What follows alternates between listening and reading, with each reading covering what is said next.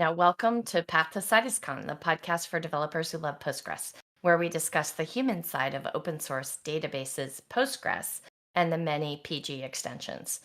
Big thank you to the team at Microsoft for sponsoring this community conversation about Postgres. I'm Claire Giordano, your host, and today's topic is the making of POSETTE, an event for Postgres. We have two guests here today, and I'm really honored to announce and to introduce you to Teresa Giacomini, who works on the Postgres community team here at Microsoft and previously worked at Citus Data prior to the Microsoft acquisition.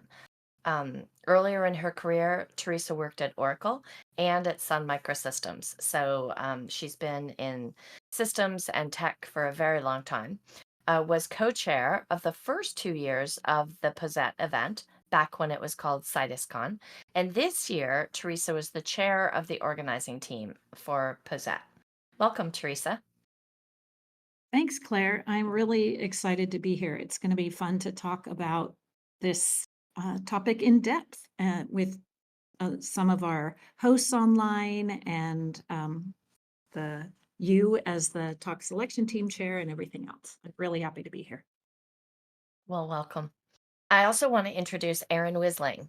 So coincidentally, Aaron is also a co-producer of this very podcast, but this is his first time on the other chair, right? Also as a guest. Aaron is a developer who works with cloud native, Linux, and open source developers at Microsoft and in the broader open source community. He's the creator of this Microsoft open source Discord, loves Postgres, and served on the organizing team of the POSETTE conference. Welcome, Aaron. Thank you very much for having me. All right, so I've got so many questions about the making of POSETTE to kind of get to share with the world this backstage peek into, what happened behind the curtain before the event, during the event. There's got to be some stories here. But before we dive into all that backstage visibility, we should just start, Teresa, with what is POSETTE, an event for Postgres? So POSETTE, an event for Postgres, is a free and virtual developer event that is organized by the Postgres team at Microsoft. And this is our third year. And it's virtual, it's online. This year there were 4 live streams, each with either 10 or 11 talks. And alongside of that, we had our virtual hallway track, right here on Discord. Okay. Claire, you know a lot about POSETTE too. Is there anything you would add to what is POSETTE? I know a little bit. Okay, so formerly called Citus Con. This is the third year you already mentioned. I think it might be interesting to answer the question or talk about why did we create Citus Con to begin with and now called POSETTE? Why does it even exist? Good question. I turned it back around to you. Yeah. Well, let's see. Our first year was in 2022. We were looking at ways in which we could add something, we as in Microsoft, we could add something back to the Postgres world. And one of the things that one of the gaps that was there was a virtual event. And I think we were really excited, I guess I should say, about putting together a virtual event to provide really excellent Postgres content to more people. Because, with a virtual event, you don't have to get travel approval, right? You don't have to spend, when we go off to PGConf EU from California, we spend 2 days traveling, 1 day each way, right? It's much lower impact on the individuals, both the speakers and the attendees. And so we wanted to pull together an event that was very high caliber, had really good content, and make it available to a much broader audience. also point out that Aaron was involved in the very first 2 years as well. So you served on the organizing team this year, but last year, Aaron, you were on the talk selection team in year 2. And in year 1, I don't remember what your official role is, but I knew you were extremely involved and helpful and encouraging us to use Discord for the hallway track as well, even in year 1, right? Yes, and I like to say it's not a conference unless you can confer. So that's something we've worked very hard at. And I think building year over year. I mean, otherwise it's just a live stream, right? And we're looking at, people don't really. The thing we want from conferences is the conferring, is the connecting with people, is the ability to speak to the speakers and speak to other attendees. And another thing I think is that speakers like to connect with other folks inside of their community. A lot of this comes down to our motivation for actually going and being involved in conferences in the first place, right? You didn't just make up that saying, did you? It's not a conference unless you can confer, or do I I, get to credit it to you? you get to credit to me. I made it up before, but I'm using it now.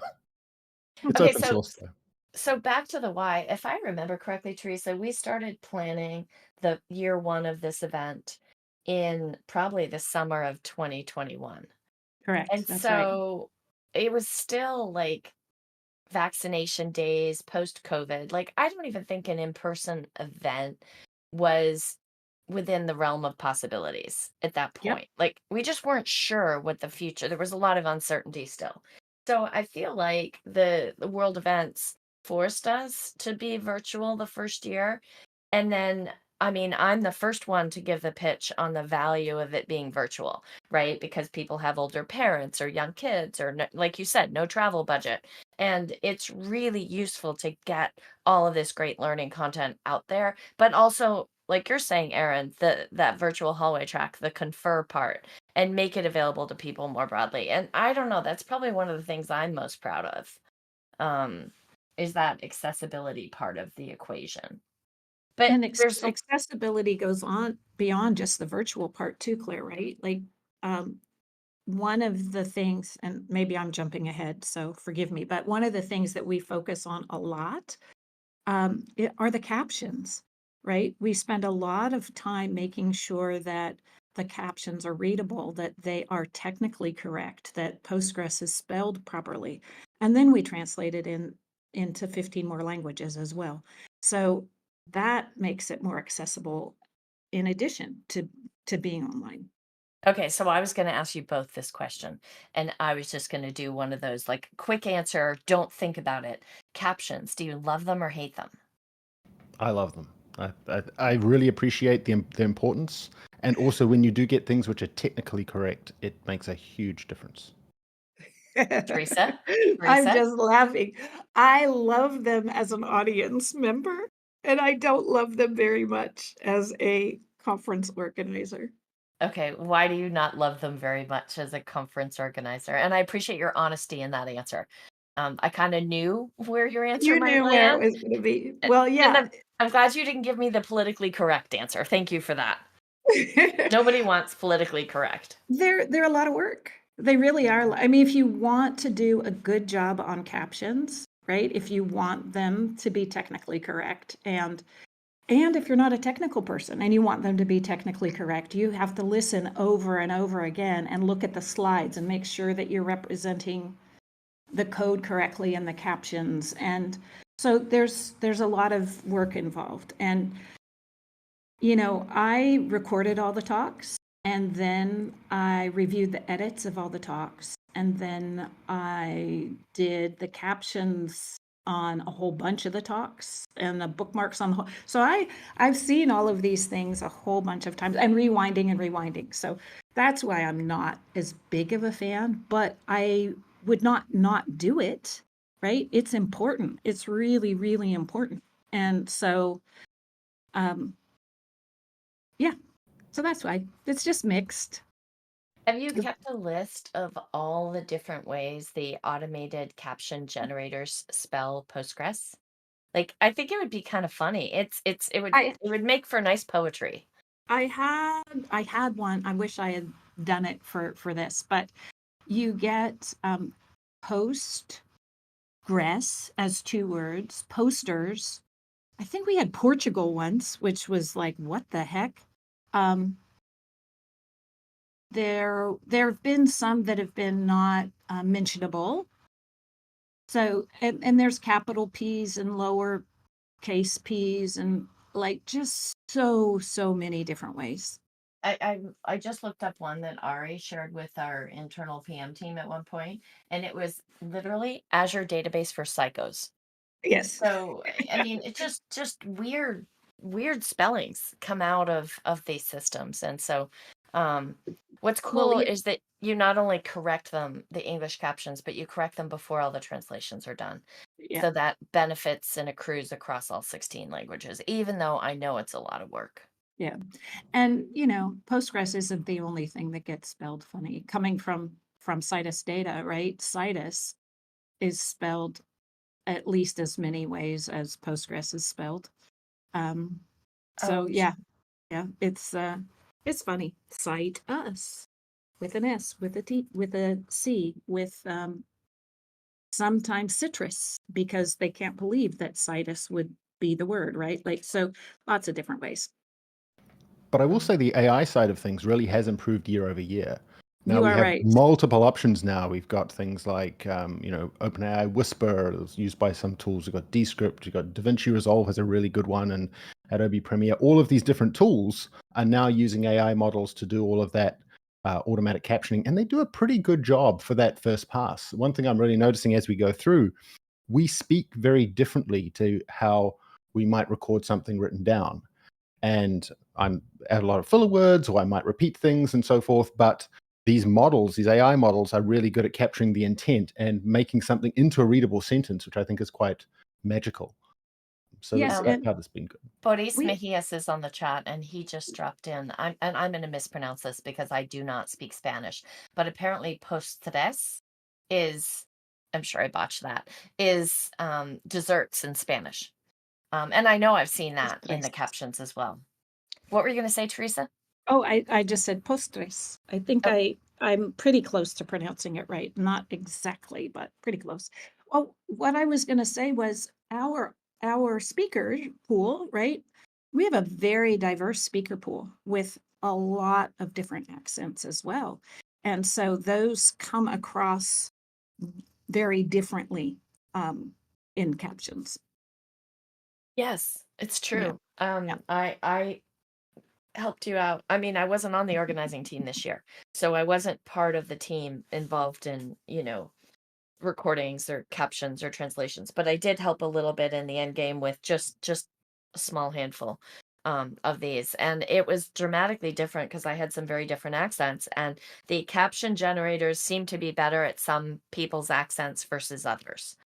So there's obviously room for improvement in the tooling still. Yep. And I expect it'll be better in a year's time. Yeah. I could be wrong, but Fingers crossed, I tell you. so I think before we dive into the backstage stuff too, the other thing that we probably should chat a little bit about is why did we rename this thing? From Citus Con, an event for Postgres, to POSETTE, an event for Postgres, and probably like what does POSETTE even stand for? So let's start with the easy part. What does POSETTE stand for, Teresa? POSETTE stands for Postgres, Open Source, Ecosystem, Talks, Training, and Education. That's easy enough. That's easy enough. I mean, when you think about it, that's really what it is. That's really what we're doing, right? We're it's not just Postgres talks, excuse me. It's things about the entire ecosystem, right? It's all about the open source. It's and then talks and training and education is almost all the same thing, but we needed some good letters. And then why we renamed it, I'm going to turn it back on you, Claire, because you really drove the renaming effort, which is not simple, by the way, everyone.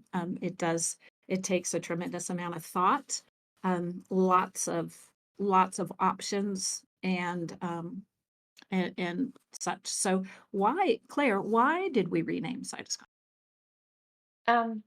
There's a piece of feedback I'd love for you to dig up from one of the speakers about how the name change influenced whether they were going to submit a talk proposal or not. And if you don't mind going and digging that up and reading it out loud in a minute after I kind of explain, I think that would really just put the nail into the piece of wood or whatever. But we had been getting feedback that, even though it's CitusCon, an event for Postgres, and even though Postgres is in the name, people felt like it was all about Citus. So if their talk didn't have some connection to Citus, they weren't going to submit. And we really wanted to kind of take that objection or that confusion off the table to make it clear that this event really is all about the entire Postgres ecosystem, not just Citus. In year one, there was a diagram that we drew. I don't know if we ended up using it on social media, but it was like a Venn diagram. And it was showing back to the why question that we probably didn't completely finish. But what we were trying to do, as well as creating this virtual thing and high quality, high production value talks, etc. We were also trying to bring together these different communities that we were in. So the Postgres contributor community, the Postgres open source user community, the Citus user community, the Citus developers, are people who work on other parts of the Postgres ecosystem, right? Patroni, PGCopyDB, other Postgres extensions, etc. And then the Azure database for Postgres customers and engineers as well. And so we were part of all these different worlds, from open source to Azure, from extensions to the Postgres core, from users to developers. And we wanted to bring kind of all those 6 circles together. And the name wasn't helping us do that. It was kind of getting in the way because everybody only uses the nickname.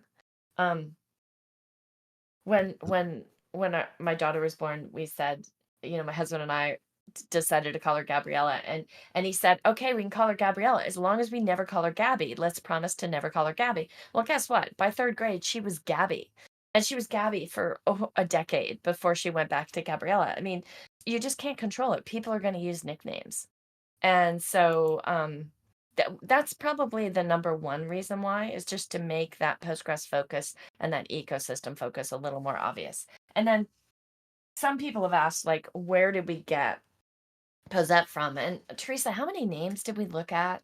It feels like there were over a lot. 100. There were a What? lot of names. And I think there were some that you threw out before I even saw the list, yeah. Like there were a lot. So the final list, probably after throwing out a lot, probably had over 100, and they were in all these different buckets. And POSETTE, interestingly enough, was inspired by FOSDEM. Because a lot of people look at the FOSDEM name, they know the FOSDEM name, but they don't necessarily know what all those letters in that acronym stand for. In other words, it may have been an acronym once upon a time, but now it's just FOSDEM, right? And so that's kind of what we were hoping would happen with POSETTE. So that it's inspired by an acronym, but nobody needs to remember that necessarily. So And of I course, found that message that you it's in one of the speakers interviews. So that's another thing that we'll talk about later. What he said was, the rebranding from CitusCon made me feel less nervous that my non-Azure, non-Citus talk might get rejected. Thanks for selecting my talk. So That's very cool. yeah. That and of is, course, FOSDEM is Free and Open Source Developers European Meeting, which I, of course, didn't just look up now. yeah, and I knew it was free and open source developer, but it's those last Yes. couple letters that I've never known what they are. Interestingly enough, as we investigated FOSDEM and thought about it and chewed on that possibility of being inspired by that, I didn't realize that originally it was OSDEM. There was no F in FOSDEM in the very beginning. I And didn't know then, that. That's fascinating. yeah, and apparently Richard Stallman was involved in lobbying for adding the F, adding the free into FOSDEM. That's the urban lore that I've heard, but I don't know that I've ever seen that written up, or I'm not 100% sure it really happened. But I think it did. I just dropped a link in the chat to the blog post that somebody arm twisted me into writing that explained the new name. So that's a bit of a rat hole, though. I kind of want to pull us back into the making of POSETTE. Although naming it is part of the making of it, I suppose, And right? one last thing on names, we are here on Path to Citus Con, which is also FOSDEM inspired and also about to get renamed. That's right. Because Flor Drees, who was a speaker at this year's POSETTE and a co-host on Livestream too with me. It was so much fun working with her.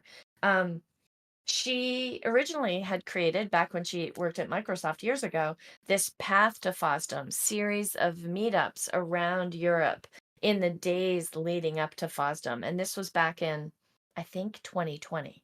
And I just loved the way that just rolled off the tongue, right?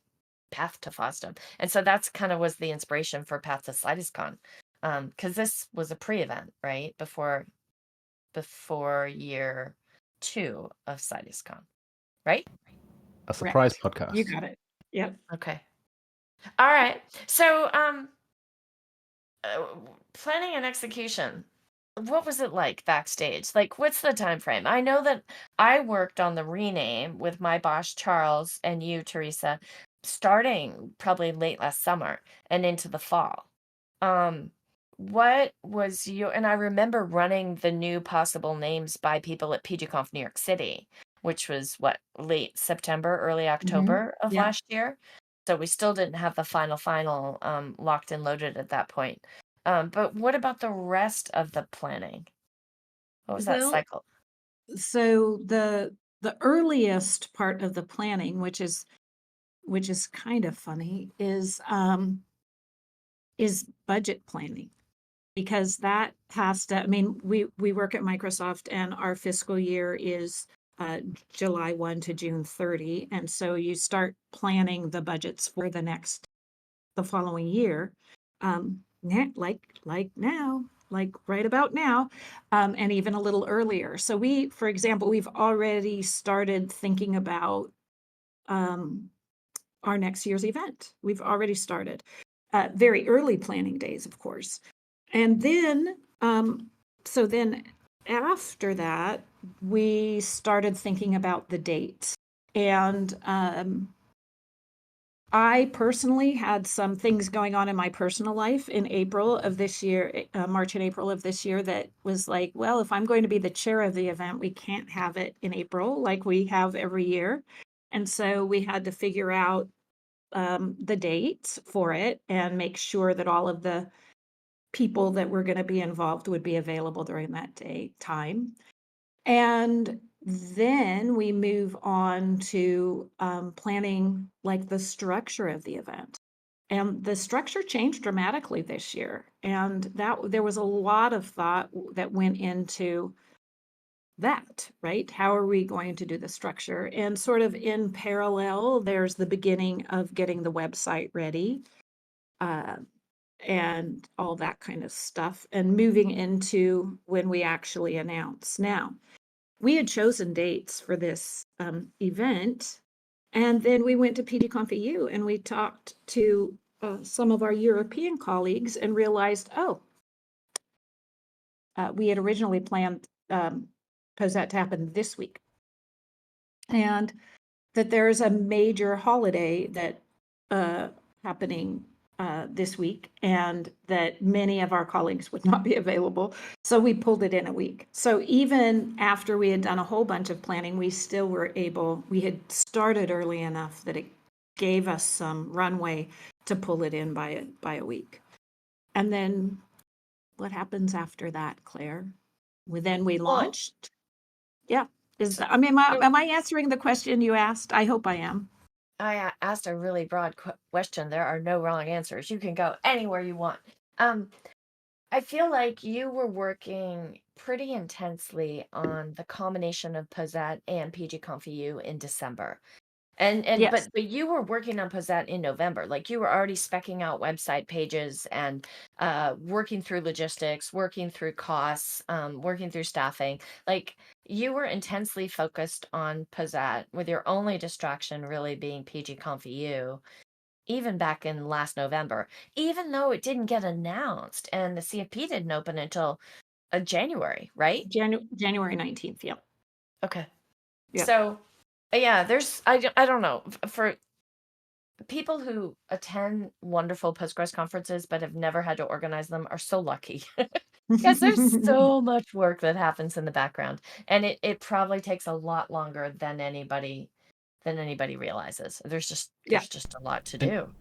Um, so yeah, and I can see on the chat like Boris Mejias is there, and I think he's involved in organizing certainly the user group in Brussels, in Belgium, and he might also be involved in the organization of PG Day Lowlands. I guess he'll tell us in a I second. know he is. I know he is because I've heard from him about PG Day Lowlands.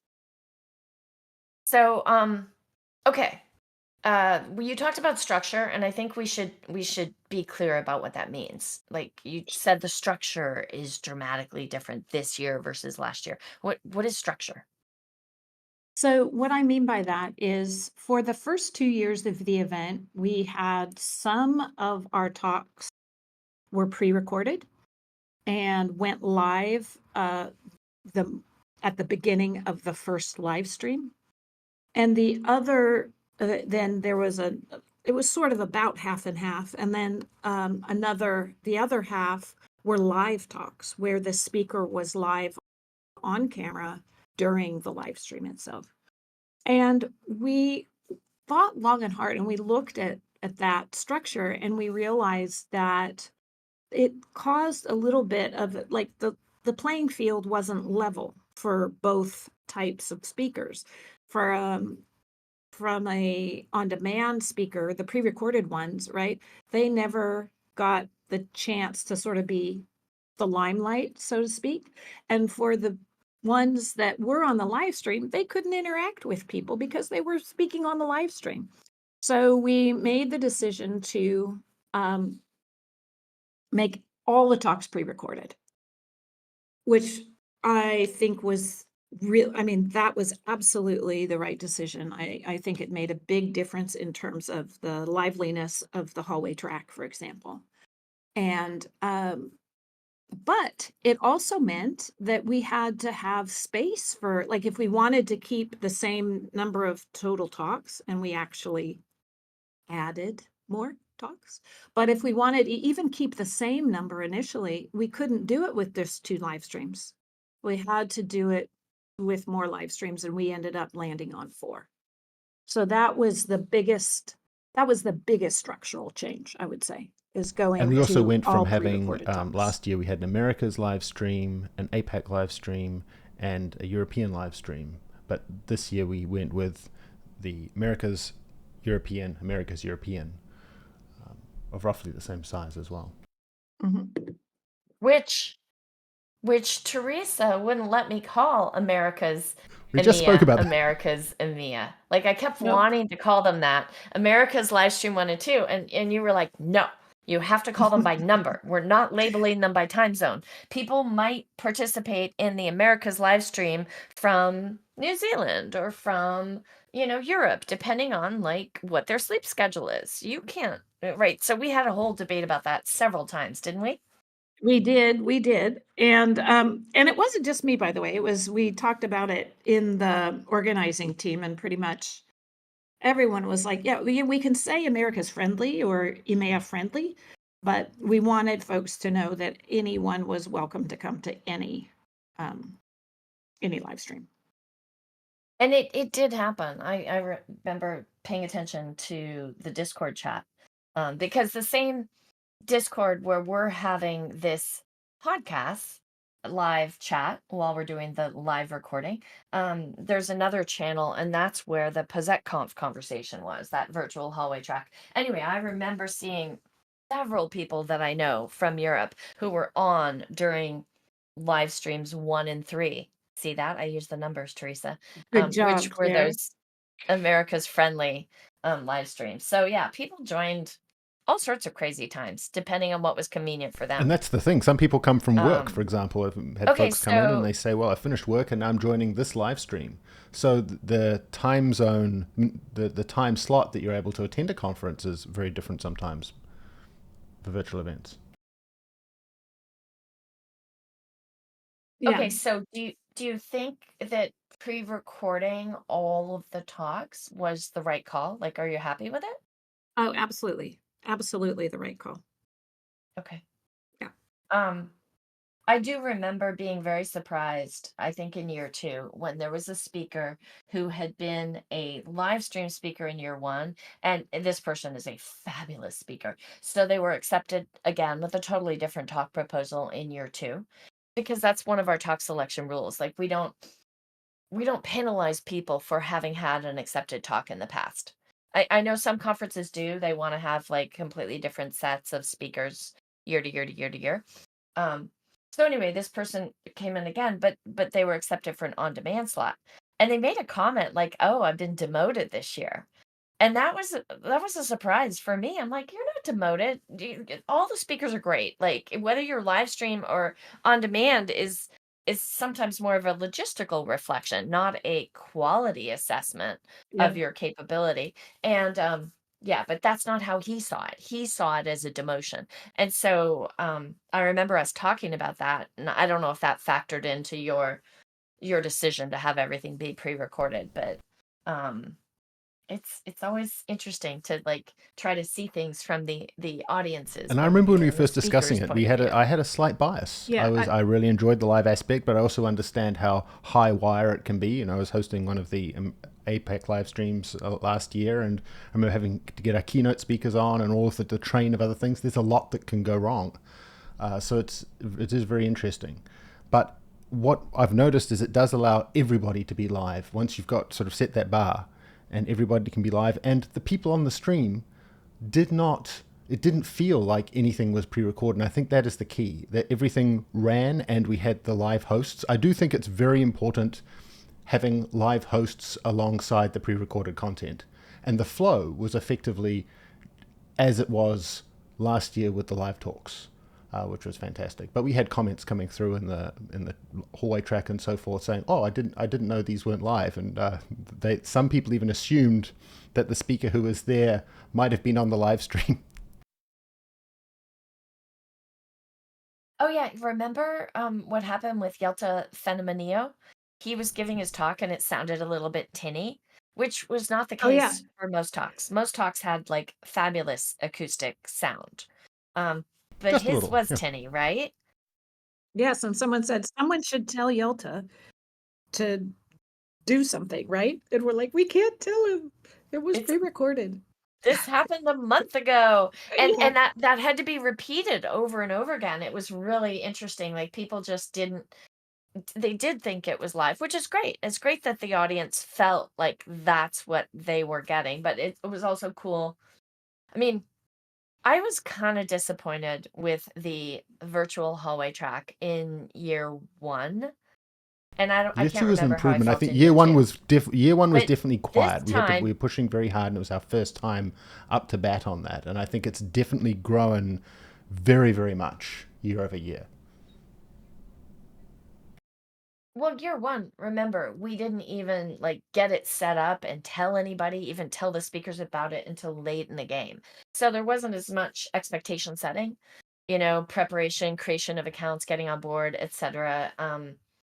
Anyway, and then there was that whole on-demand thing, right? Where the on-demand speakers were like, "Well, why should I show up? Like, why? My talk isn't being live streamed. I'm not part of the live streams." Um, Yeah, I but mean, I this think year, I think it's gotten better every year, but the difference between last year and this year is more than just linear growth, right? Like it really was yeah, much better. Yeah. like, can we say dramatically better? It was fun. The chat, I know as a host, like I was completely um because the talks are pre-recorded and I wasn't a producer, so I didn't have to worry about logistics or anything like that. That meant I really could pay attention when I was co-hosting with KK in Livestream 1 and Flor Drace in Livestream 2. I could pay attention to the Discord chat. And it was just a delight. It was so much fun. A lot of cool participation.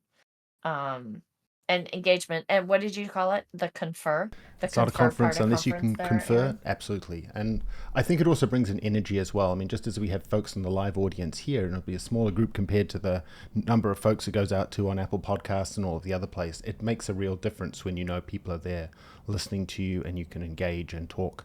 And the other thing I see with a lot of live streamed events and platforms is the chat. People they have a very, very low expectation bar from that.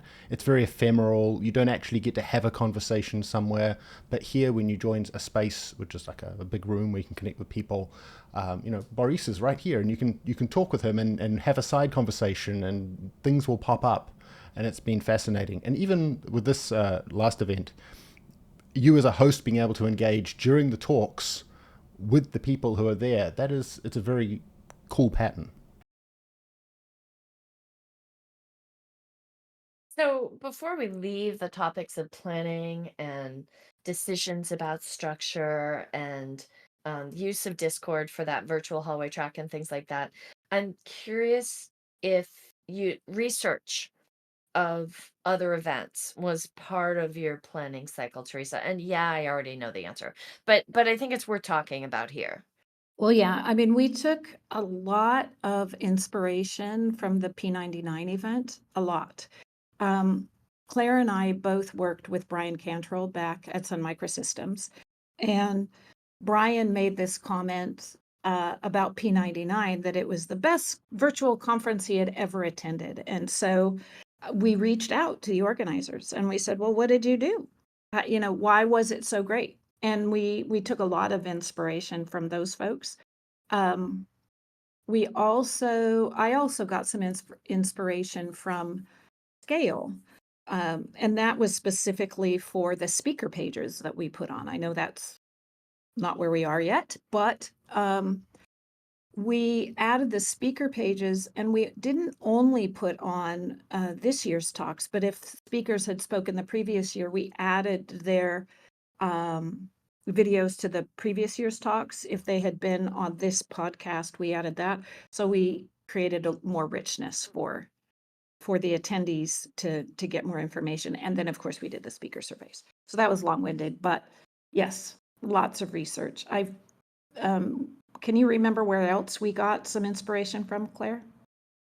I mean, I think we definitely looked at all of the Postgres community events that we love, and Yes.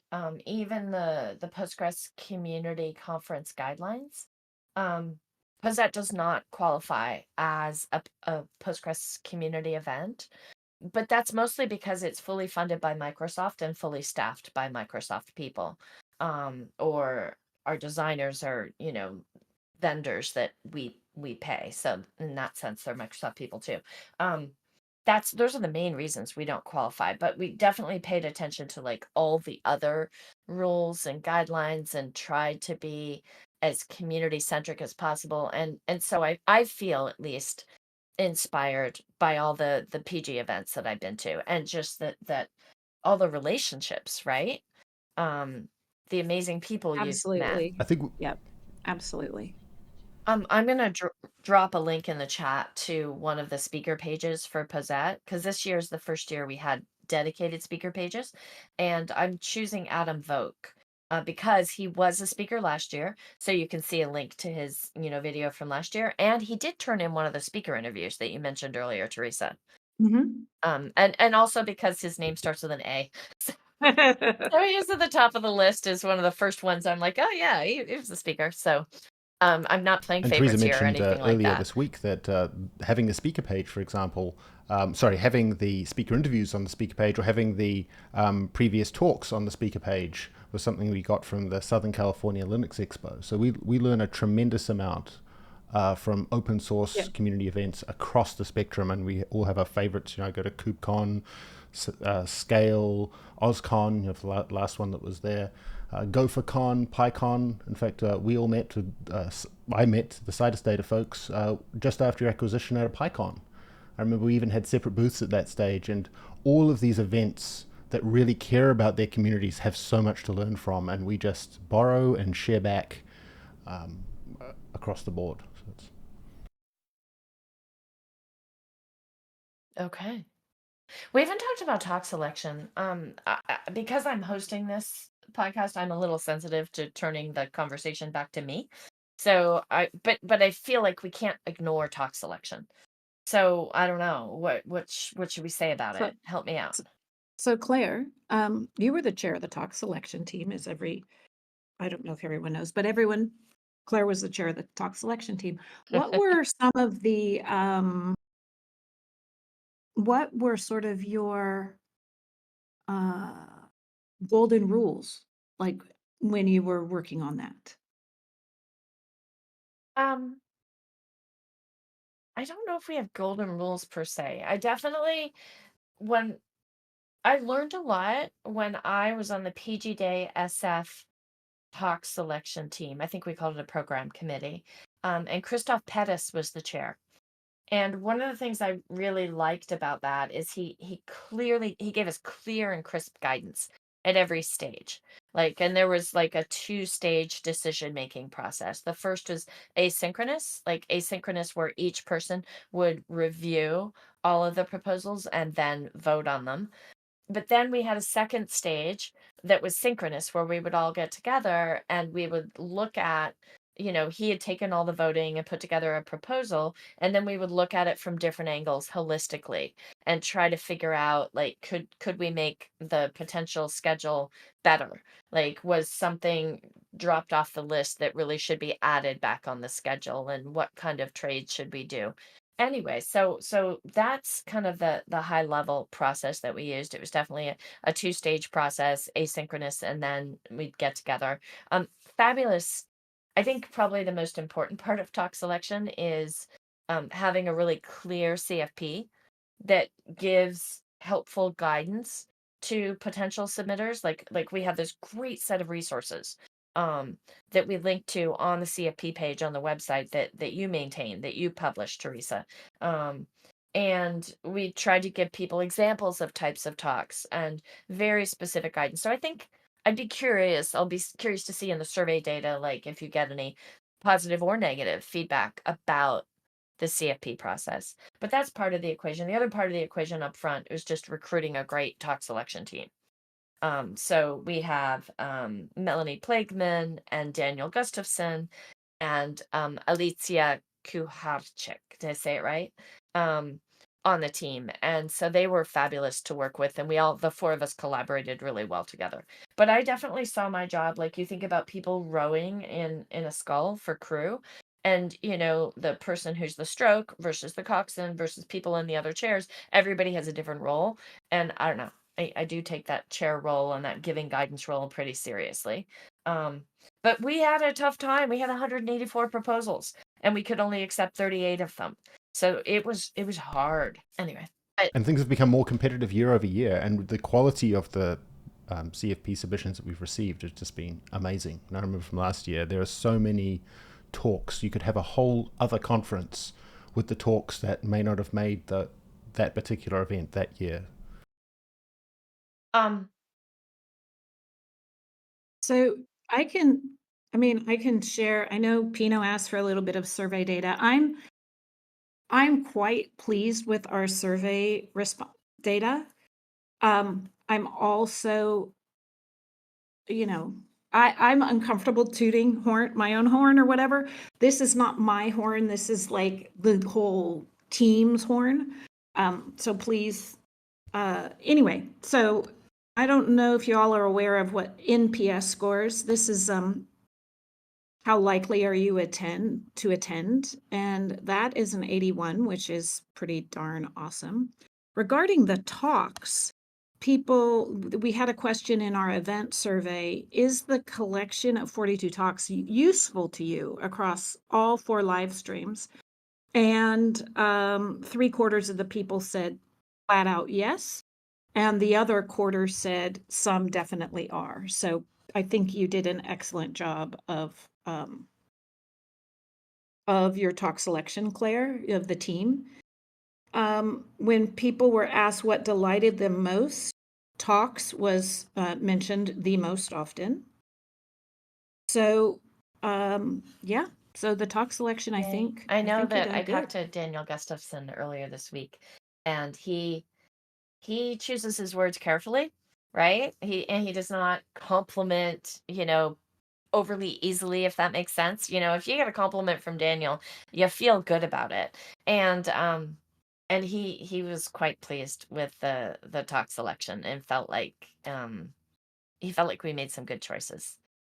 So that was kind of cool. I put a link in the show notes in the Discord about our talk selection process. So this was the first year that we published a post that gave kind of insight behind the curtain about the process we used, and trying to give some transparency into that. And I did get feedback from a Postgres developer on Mastodon, I think, in response to this blog post, thanking me for writing it and saying that, they've submitted to a whole bunch of conferences and sometimes, do get rejected. We all get rejected sometimes.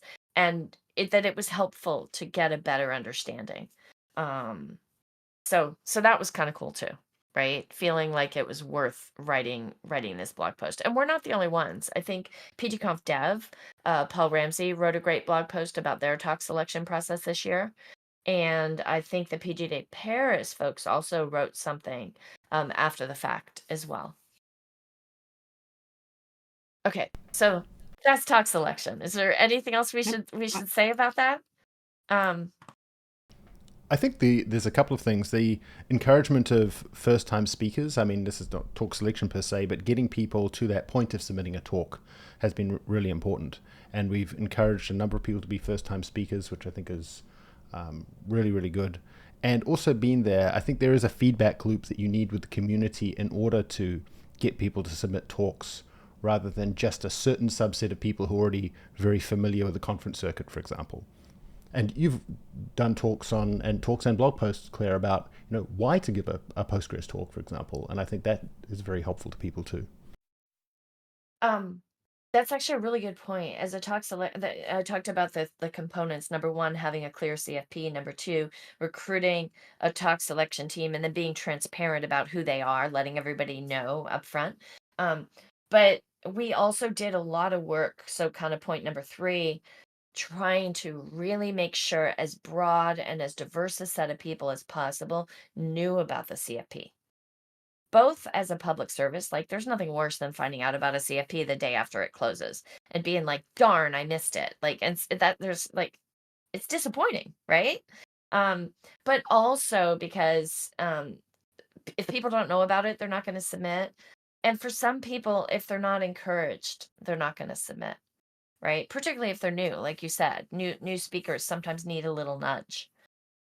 And there are so many people out there with just fantastic things to talk about that wouldn't automatically think, hey, I could give a talk about this, or I should share this out there. And once you get them to it, you hear things that you wouldn't have otherwise heard.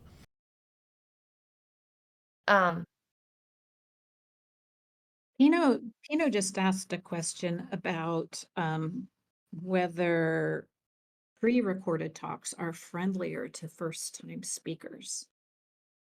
And I think it depends on the person. What's Marco's answer to everything? It depends. Yelta, it depends. Some folks, it was definitely easier because they were nervous. They could correct mistakes if they wanted to and things like that. And other first-time speakers found it hard because you're speaking to an empty room, right? And so they didn't get the feedback. I know a lot of people who get that energy, and myself included, when speaking to a room of people. And that's something we continue to think about a lot, is how to make sure people feel that feedback. I think we've done that for the actual delivery of the talk, after it's been recorded, so that people receive that feedback through the hallway track, because nobody wants to just put something out into the world and not have that feedback. But I do think we'll get to the stage where we can have places where a pre-recorded talk might be recorded with a group of other people and you actually get that energy back, just like we do even in this podcast here. So I heard a compliment the other day. This is not meant to be a victory lap and compliments only. Like, we probably should talk about any of the more painful parts behind the scenes in the making of POSETTE. But I just want to share this compliment with the two of you and with the rest of the organizing team, including Isaac Alves and Min Wen. They said that, well, I heard the compliment in two places. Once at the speaker and organizer kind of pre-event cocktail hour, social hour is what it was called at PG Day Chicago, where somebody said, I love all of the designs and the graphics that I see associated with POSETTE. They said they're so delightful, they're so fun, they're so, I don't know if they said beautiful or enticing. I don't remember all the adjectives. I just remember the feeling that, and that was Elizabeth Christensen, and the feeling that she gave me of just enthusiasm that she was getting from the visual design and the branding around POSETTE. So that's kind of like compliment number one. And then this week, I was in a leadership team meeting with kind of like my boss's staff and the engineering director's staff. And people basically talked about the professional vibe that they got from the designs, the live streams, the graphics, the web pages, whatever, the whole kit and caboodle. And so, I mean, let's talk about the visual design and branding or the pink elephant mascot that you use. Like, was this important, or did you just throw it together, or? Well, Claire, you know the Yeah, but answer. the audience, the listeners Right. don't know the answer. So, And Claire, yeah, no, there was, we knew we wanted an elephant, right? It's a Postgres event after all. Even when it was named Citus Con, we wanted an elephant, not a licorn.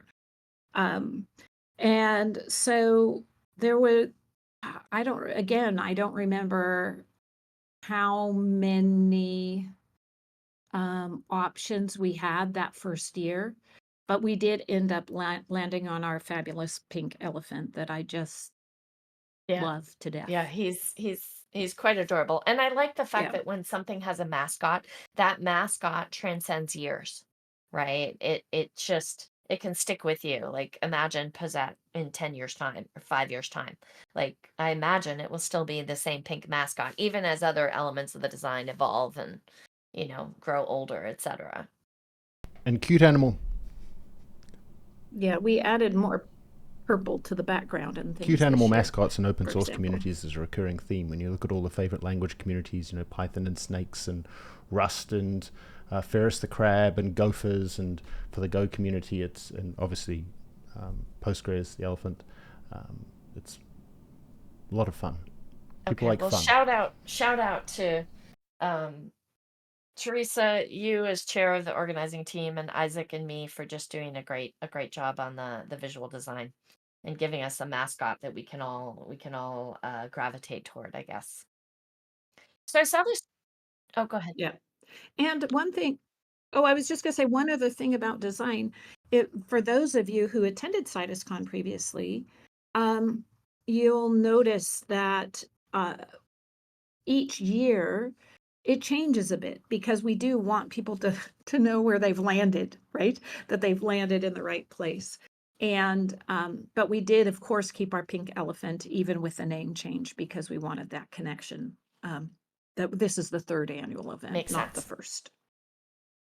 And I Tweet do also last think night. our branding is very different for this event. This is an event that is community first. It's from the Postgres team at Microsoft. It's not a first party Microsoft event for our products and our things. So it's a real collaboration with the community.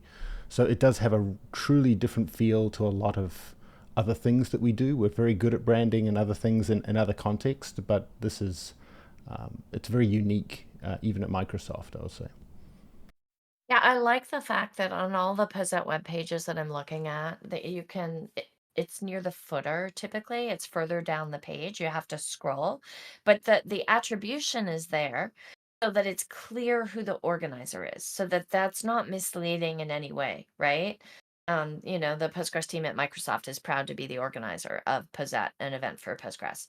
I'd love the inclusion of attribution, but the fact that it's not like hitting you over the head at the top. I just think that's a nice balance for a community first kind of event, which is probably no different than a lot of the other community events where like the sponsors are visible, or they should be. They are, like, go to the PG Conf EU thing. The sponsors are down a sidebar of the pages, and they're quite visible, which is good. Like, you want to know who's paying for this thing, right? Who's hosting it.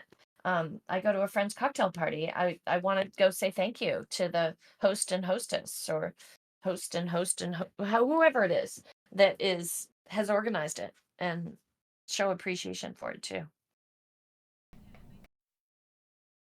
Yeah, and I think, I mean, that is something that we've worked hard on our Postgres community team, right? To do consistently. If you look at our socks that we give away at all of our events, and by the way, there are POSETTE socks.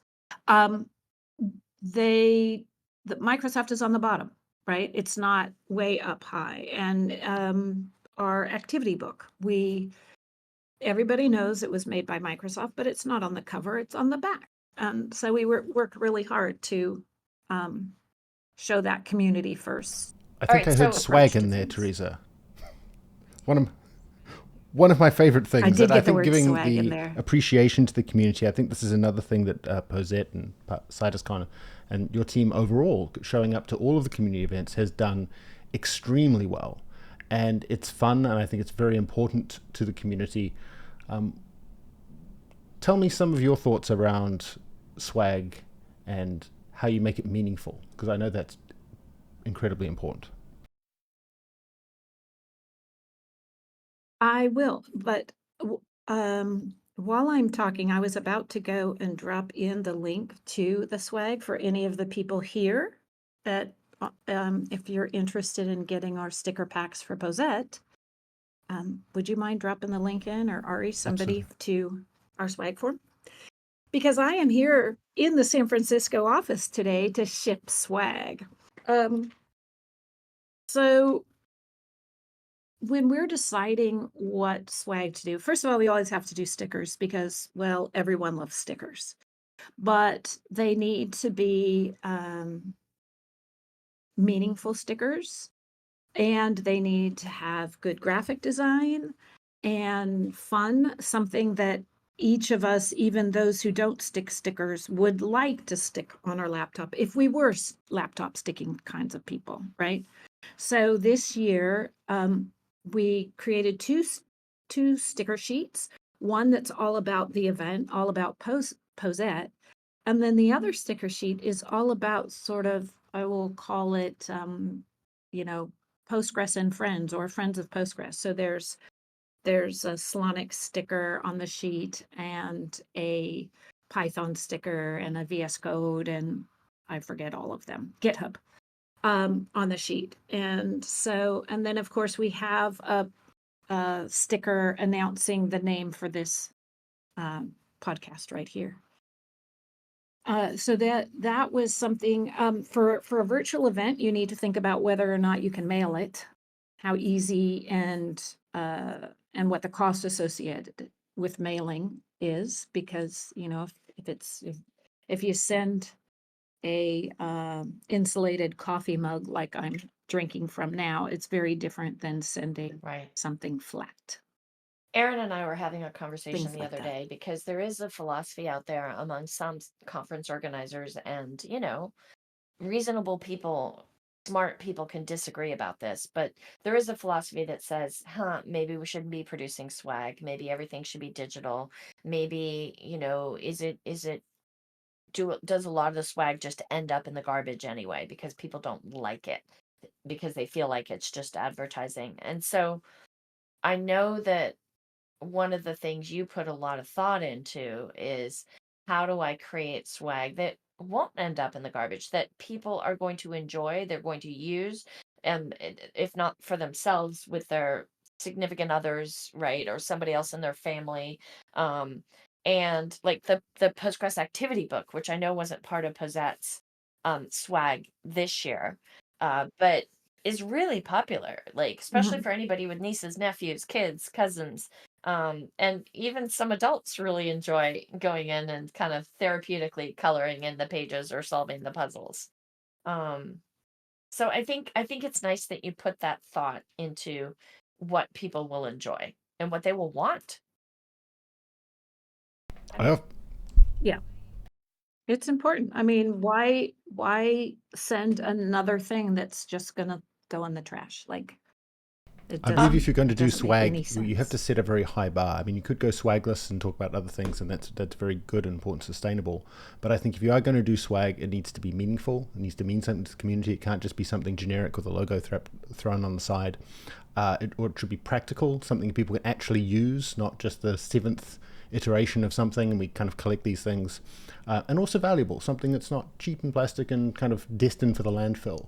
I think if you can hit one or more of those things, it makes a huge difference. So I've got a bunch of questions about favorite moments that I really want to explore with you. And Teresa, I don't know if you know this, but we do not end on the top of the hour. This podcast is going to go until we run out of things to talk about. But I want to share something that just came across on the chat because I just think it's pretty wonderful. And it goes back to that rename. And by the way, I'll just tell everybody right now, when my boss and you, Teresa, and others, when people brought up the possibility of renaming CitusCon, I was not a fan. I used to work at Citus. I'm positively biased toward all things Citus. I like the way CitusCon rolls off my tongue. CitusCon. It kind of reminds me of Comic Con, right? And so I was not. Yeah. I worked on it really hard. I was the person in charge of leading the rename, but I wasn't a fan initially. Anyway, it's so heartwarming to find out I was wrong and to get like feedback like this. So reading from the chat from Boris Michias, he said he didn't put CitusCon year one in his priority to submit into the CFP because he really thought it was a conference around the Citus product. And he submitted to CitusCon year two only because he and I were together at FOSDEM, and apparently I persuaded him that it was a good idea. And even then almost missed the deadline, but he got it in, like literally with a minute to spare. And then only after participating in CitusCon year two did he really realize that it was something for the broader Postgres community. And so, kudos. I'm glad we did the rename. In hindsight, it was the right thing to do. Thank you, Boris, by the way.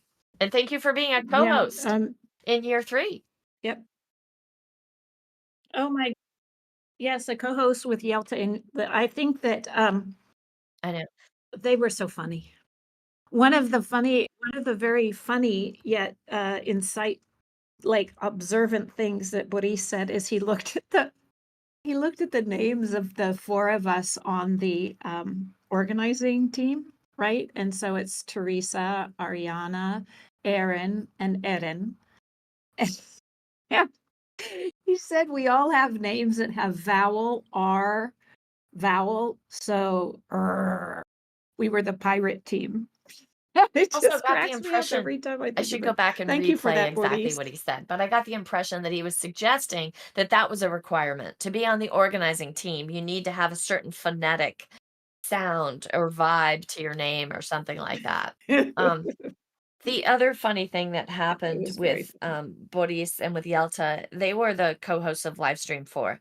And by the way, like I know you published all 42 talks already, and we should drop the link to that playlist of 42 talks into the show notes. But there's also a playlist of all 4 live streams, so people can replay those live streams if they want to see some of the in-betweens and the banter between the co-hosts as they were introducing the various speakers and talks. But so one of the funny things they did is, well, they put on shades at one point in reaction to one of the video trailers, like that was promoting the talks from one of the other live streams. I thought that reminded me of that song, like Future So Bright, Gotta Wear Shades. And the other thing they did is at one point, to show our commitment to translations and captions, I think it was, Boris just started speaking Spanish. And then Yelta just responded in Dutch. And that was not planned at all, apparently. Boris told me afterwards that was completely ad-libbed. And even when Boris did it, he didn't expect Yelta to respond in Dutch. So he was kind of pleasantly surprised by that too, which I thought was cool. I found myself up in the early hours of the morning here in Toronto watching that live stream, and I stayed on much longer than I intended to because it was just so entertaining. It's one of the most entertaining streams I've seen, so thank you. Well, and for someone who was very sleep deprived at that point, I was like, what? What are they saying? What are they saying? It was just so funny. And Melanie, so Pino DeCandia and Melanie Plagueman, they were the co-hosts of Livestream 3. We'll just do this in reverse numerical order. And I did not get to watch most of that live because I had been up for 24 hours co-hosting live streams 1 and 2. So I've only been able to see bits of that on replay. But what I could tell is how much like preparation they had done. Like that's all the hosts did that. They took it seriously. They did their research on the speakers, on the talks, Absolutely. on the pronunciations, right? To make sure to pronounce people's names properly. And One of the things, Claire, I'm sorry to interrupt, that I was so glad we did the speaker interviews because it gave the hosts fodder yeah. for their intros. Yeah, it was wow. I mean, Well, everybody, and I all don't the think we've hosts were even amazing. promoted the speaker interviews yet, but that's going to give the team just like one more thing to share with the world, if you will, and hopefully then maybe drive some more traffic to that person's talk as a result. Which I think is in some sense the goal, right? Is to get these learning modules, if you will, this knowledge transfer out there in the world, so that people, other Postgres users, Postgres developers, future Postgres contributors, can all learn from it. And I've said Um, this multiple times, but year over year, I find myself going back to talks from the previous years, 2023, 2022, because there's so much heavy duty learning to be done in there. And it's just a great asset for the entire community. And it's wonderful. okay, so Pino and Melanie did, I think, a fabulous job together. And then Livestream 2 was Flora Drace and me. Um, I don't, it's kind of a blur in my mind. No, um, you were awesome sauce. Every single pair. I was thinking about this and I wish I had written it all down, but I thought about every pair um of hosts, and every pair brought something different to the host experience. So like KK, well, we were going reverse order, but oh well.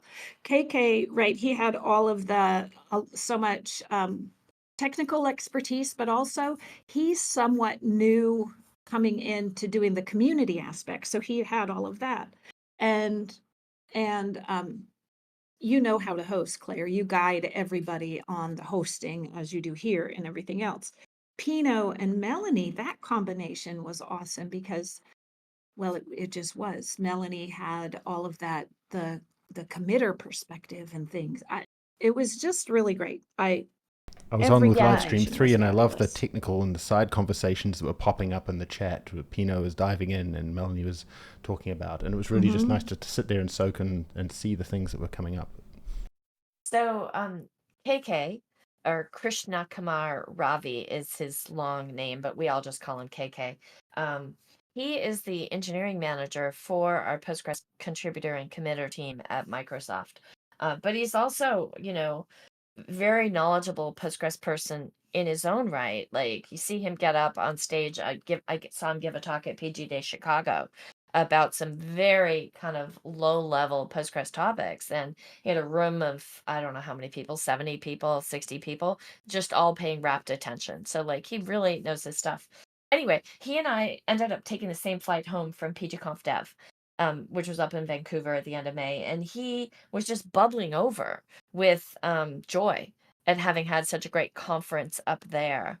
And so was Jeff Davis, who happened to be on the same flight too from Amazon. Um, and so it was interesting to me too, uh, as we were hosting Livestream 1, at some point we ended up doing a little bit of a reflection on PGConf Dev, and his face ended up lighting up all over again. Like he's still really, really enjoyed that. And it's just fun to see people's faces light up when they talk about Postgres community things.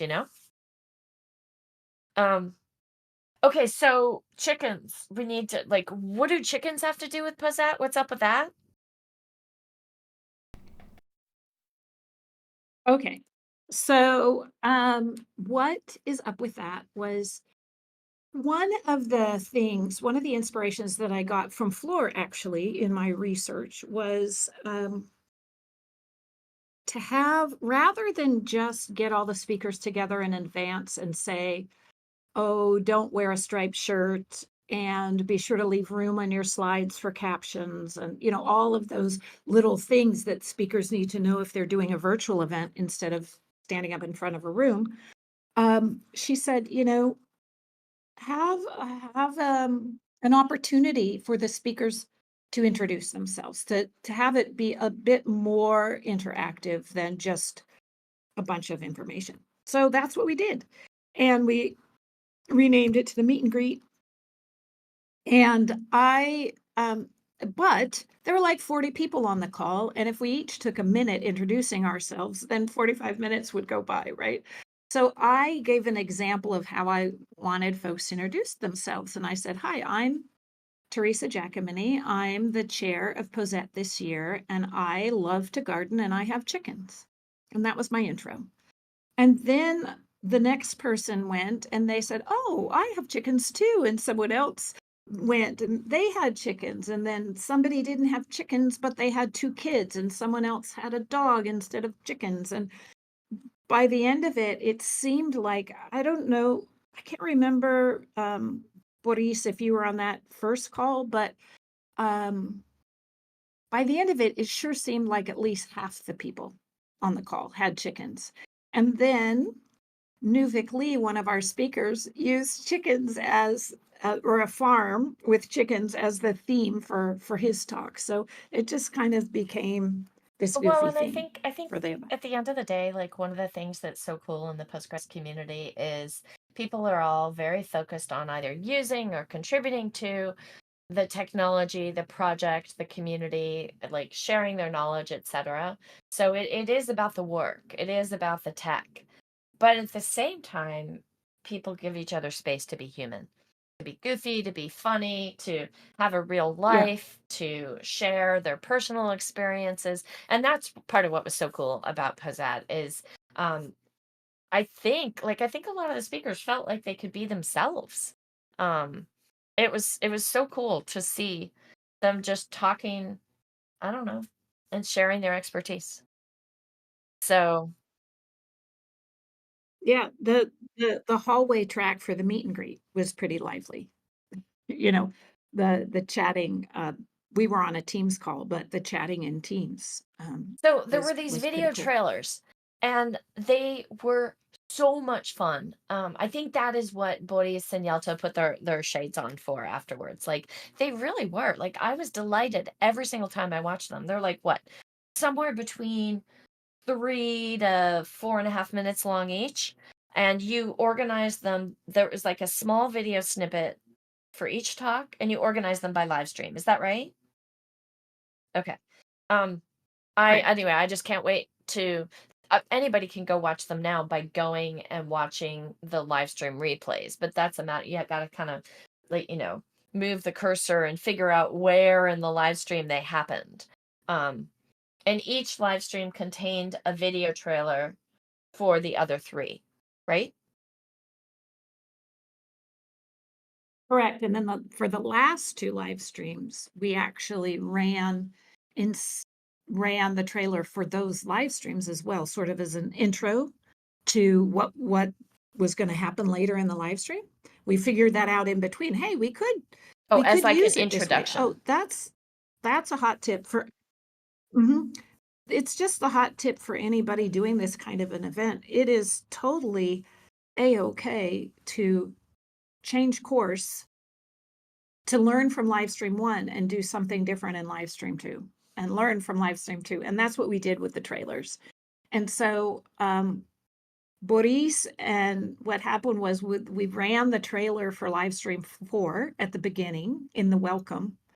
And when Boris and Yelta came back on, they had sunglasses on because they were just so starstruck by all of the fabulousness that was going to happen later So there in live stream were 4.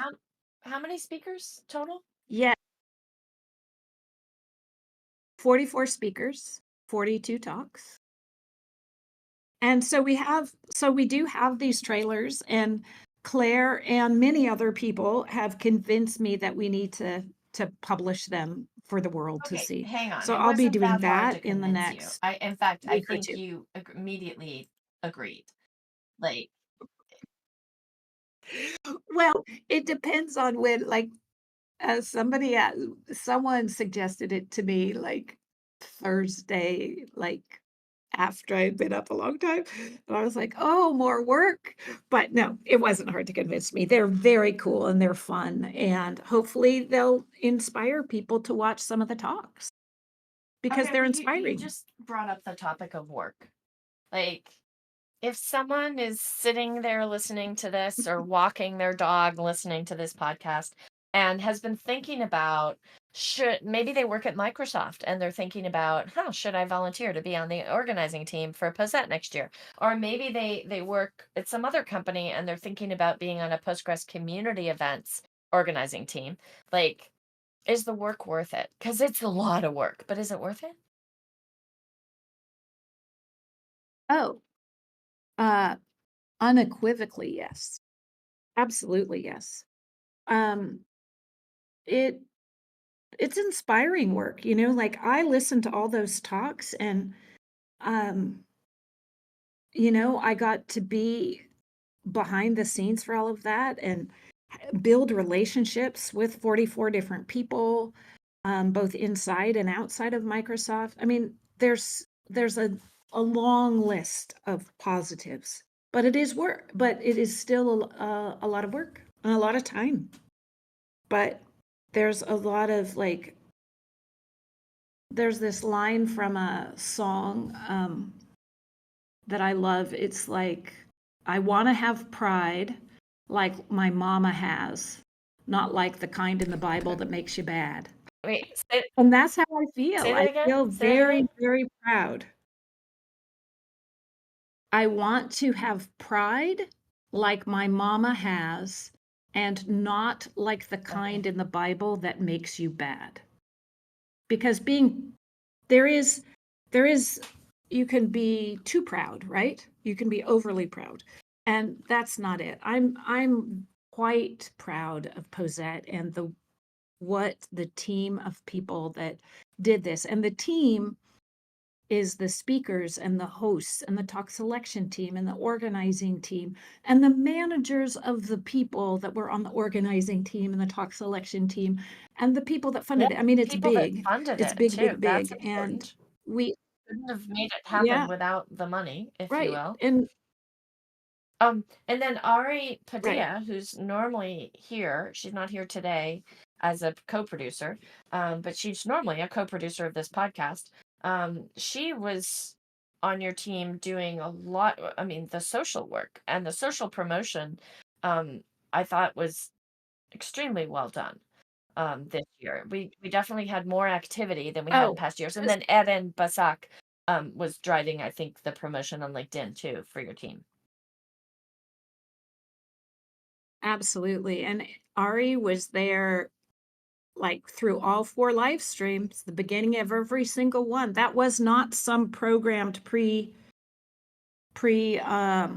scheduled tweets and posts that were happening. Ari was up every half an hour posting, right? And making sure that These sort of efforts, they're definitely a team sport, and you definitely have to be prepared to do the work and so forth. But it is just so rewarding to be serving the community. And to the point, Claire, about funding, we get to do this as our day job, and it's a tremendous privilege, and it's great that Microsoft enables us to do this. And it's a wonderful time in history to be able to be serving open source communities, a company like Microsoft. And Yeah, I mean, huge. All right, my boss, Charles Feddersen, who was one of the invited keynote speakers, and we should pause and talk about the keynote speakers for just a second.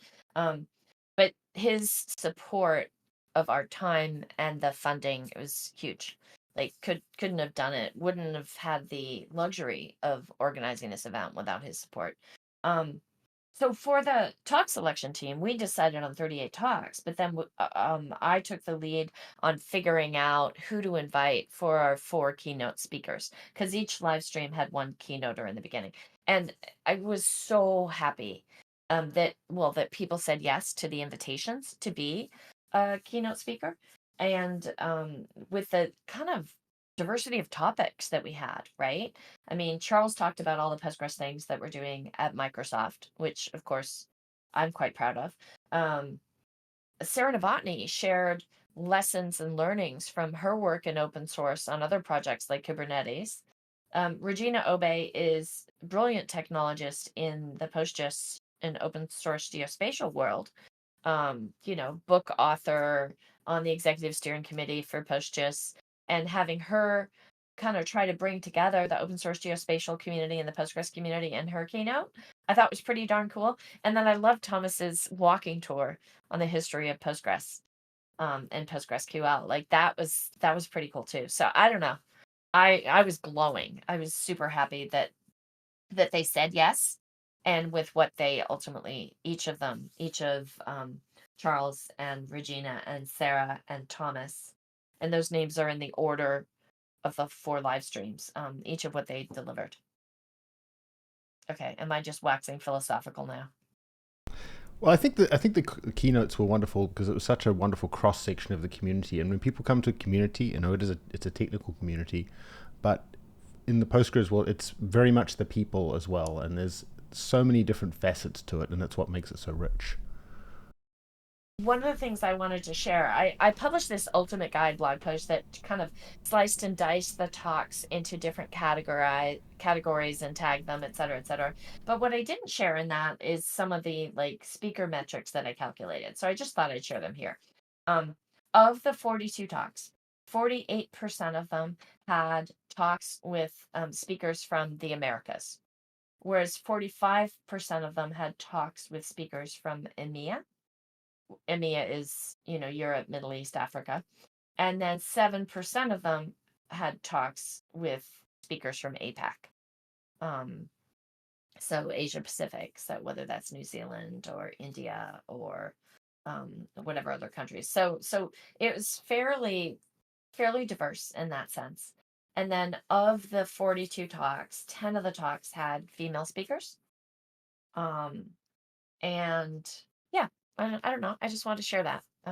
We didn't have quotas or anything as we were doing talk selection, but we definitely at the end step back. You want to know that 100% of your talk should not be from a single country, right?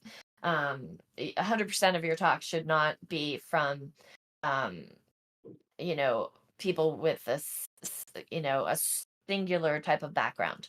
So that was. I think the great thing about the Postgres community as well is it's such a global community, and we're always talking about how many contributors and other folks are based in Europe, for example. It's very hard to have a North American-centered mindset when you're serving a community that's as diverse as Postgres. And it's really been possible, even in one event, to be able to get such a good cross-section across the board. And that cross-section means captions are hard. But even more useful to make it more accessible, for example. I'm teasing. I was teasing. But that's the wonderful thing. Somebody from another region, I have some Kiwi in my accent. People find me hard to understand at times. Some people say they need to see my lips moving and all the rest. But somebody who's delivering some very deeply technical content where you have to understand even the technical terms. Maybe you're just new to that particular part of the technology, and you know what it is because you see it on the screen as you're hearing the talk. And I do think that's quite magical, and it's even more important in these in these kind of community talks, which is fantastic. Teresa, I just wanted to ask you about that quote that you shared earlier. Aaron put a link into the show notes. It looks like those are lyrics. The I want to have pride like my mother has, and not like the kind in the Bible that turns you bad. He says it's the Avett Brothers. So I'm just curious, are you wearing an Avett Brothers t-shirt right now? Because I know you're a huge fan. Well, I wouldn't be wearing an Avett Brothers t-shirt because their name is the Avett Brothers. Oh my goodness gracious. Okay, I stand corrected. Yeah, but no, what I am wearing today is a rainbow striped t-shirt because it is Pride Month. So, and I'm here in the office. If I were home, I would be having, my PJs on probably, but. So the other thing I want to thank you for is actually I'm channeling Pino de Candia right now. And I heard this as well from another one of my colleagues here. on the Azure team, Guy Bowerman, that people really appreciated that there were live streams based in a few different time zones, that made it more accessible. I've heard that from several different people. So thank you for that, even though it meant that, some of us were a bit sleep deprived, especially Yeah. you, Teresa. And And that did come up in survey results too. Like a few different people said thank you. It meant that I could watch some in my time zone, and that the trailers gave me an insight into others that I would watch on demand later. Like, yeah, I think it's important to be in multiple time zones. Because the hallway track was so fun this year, right? Like, sure, anybody can watch any of these talks on their own time, right? But 2x speed, 1.5x speed, right. with captions. Actually, can I just tell you that some of them don't tell anyone, but there are a handful of them that sound even better at 1.5 speed than they do normally. Not all of them. I cannot listen to myself at normal speed. At normal speed, I think I talk too slowly and I get really bored. Oh, So no, you don't talk too slowly. Really? Really. But there are some, most of them I think you can do 2x speed. I can't do 2x speed. I get anxious listening at 2x speed because the people are talking so fast. They're going like this, and it makes me feel like, oh my God, they're in such a hurry, and it makes me anxious. 1.5 speed is my speed up speed. But anyway, no, you mentioned the multiple time zone thing, and I think it's important to have an opportunity for people to participate live in some way in the Discord, and that's what having the multiple time zones does, because they can watch the videos later. Okay, this is perfect. You've given me a softball, and this is not planned. For anybody listening, Teresa doesn't know this. There was a tweet last night from Kelsey Hightower, and I loved it, and it resonated with me, but I want to hear how the two of you respond. He said, "My advice for small tech conferences: fewer tracks and more shared experiences. It's hard to resist scheduling multiple tracks, especially when the majority of speakers are paying to speak." And I'll explain that in a second.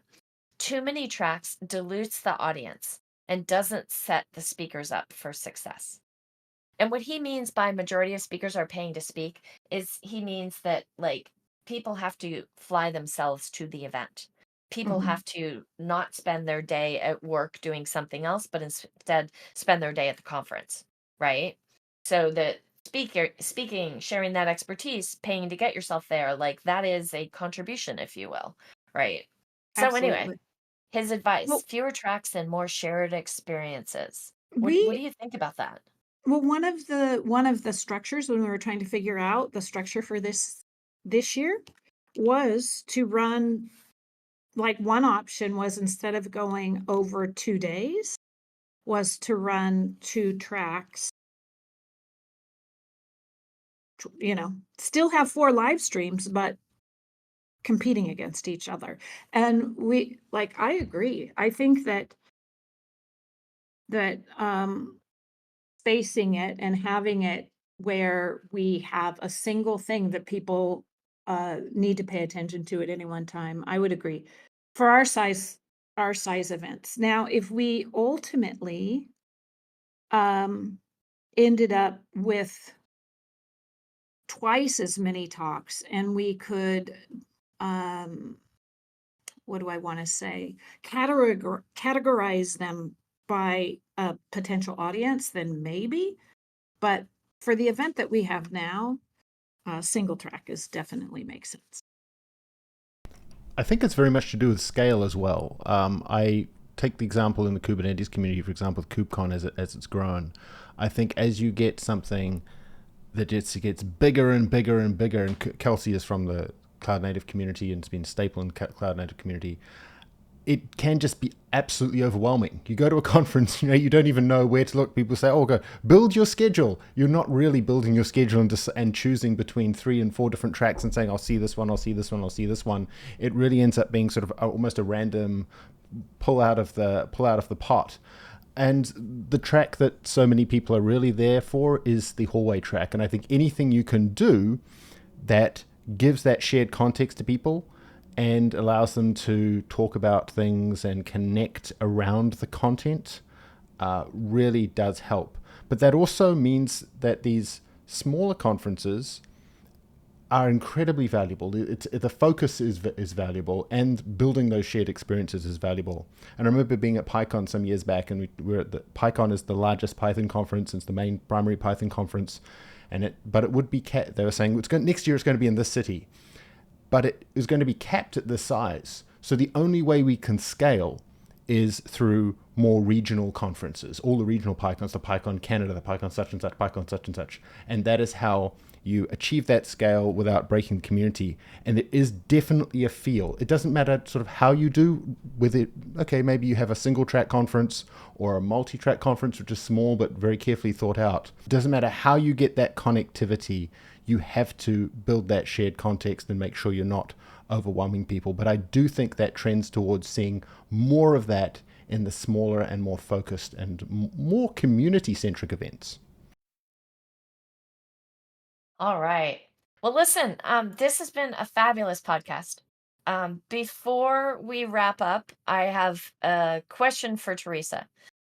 Is there anything else you want to share with a potential conference organizer who is thinking about either joining an existing organizing team, right, or starting up their own organizing event, like you did with PG Day San Francisco a few years ago? You and Stacy Hazler were the two co-chairs of that organizing team. But any inspiration, any guidance, any what's your top recommendation? That's a really good question.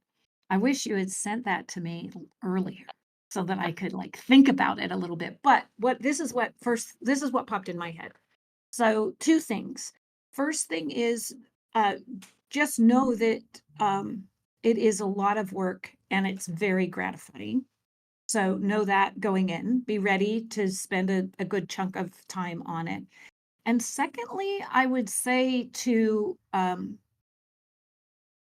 build your team that is diverse in terms of skills, but also super flexible and willing to, hop in on tasks they're not necessarily familiar with and help out. So yeah, the two things would be know it's work, know it's fun, and build your team. Think about how you build your team. All right. And I'm going to drop a link into the show notes as well, because as I asked the question, I remembered that you and Henrietta Dombrowski gave a talk at PGConf EU last year about running a PG day, right? We in did. your city. And I know there were a whole bunch of people in that session taking notes. And they were taking notes because they have since started their own PG day. So I think it had a positive impact on those folks, certainly. So thank you. Aaron, thank you very much as well. Thank you, Teresa, for being part of this Making of POSETTE podcast discussion. The next episode is going to be recorded live on Wednesday, July 10th at 10 a.m. PDT. The guest will be Alicja Kucharczyk. Alicja is based in Poland. She works at Microsoft. She's very active in the Postgres community, and she is an expert at helping Postgres users optimize their configurations, their settings, their workflows, and their use of Postgres. And so the topic will be becoming a Postgres consultant. If you want to mark your calendar right now, you can go to aka.ms/Path To Citus Con -Ep17-cal. And you can always get to past episodes and get links to all the various podcast platforms where you can subscribe. And we love subscribers at aka.ms/Path To Citus Con. Transcripts are included on all the episode pages on Transistor 2, so you can also get to those at aka.ms/Path To Citus Con. We do plan to rename this podcast in the July timeframe. So in the future, you will find us online as Talking Postgres. but we will make sure that all the links I just shared with you still work and take you to the new Talking Postgres name. Before we leave, if you have enjoyed the podcast, please rate and review us, and just it'll help other people discover the show. Or you can, post a compliment on your favorite social media platform, whether that is X or Mastodon or LinkedIn or Threads or wherever. And a big thank you to all the wonderful people who joined the recording live today and participated in the text chat on Discord. Thank you.